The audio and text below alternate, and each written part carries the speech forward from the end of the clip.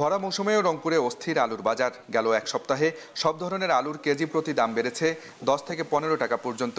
খুচরা ব্যবসায়ীদের অভিযোগ, হিমাগারে পর্যাপ্ত আলু থাকলেও কৃত্রিম সংকট তৈরি করছে মজুতদাররা। আলু বের করছে না, এদের একটু দামটা বেশি। চলতি মৌসুমে রংপুরের হিমাগারগুলোতে অস্বাভাবিকভাবে ভাড়া বৃদ্ধির প্রতিবাদে গেল কয়েকদিন ধরে সংবাদ সম্মেলন, মানববন্ধন ও গণ অনশনের মতো কর্মসূচি করছে আলু চাষী ও ব্যবসায়ী সমিতি। বের করছে না হিমাগার থেকে আলুও। হিমাগার ভাড়া না কমালে আন্দোলন অব্যাহত রাখার হুঁশিয়ারিও তাদের। সারা বাংলাদেশের ভাড়া এক, আমাদের রংপুরের ভাড়া এক, এই কারণে তো আমরা আলুর ভাড়া বের করতেছি। যদিও নিজেদের অবস্থানে অটল হিমাগার মালিকরা, আর আলুর দাম ক্রেতাদের নাগালের মধ্যে রাখতে প্রয়োজনীয় ব্যবস্থা নেওয়ার আশ্বাস জেলা প্রশাসকের। ভোক্তা সাবার হবে নাকি সেটা তো রাষ্ট্রের ব্যাপার, সরকার দেখবে। সরকার যদি এখন বিদ্যুতের রেট বাড়ায় আমরা কি করব?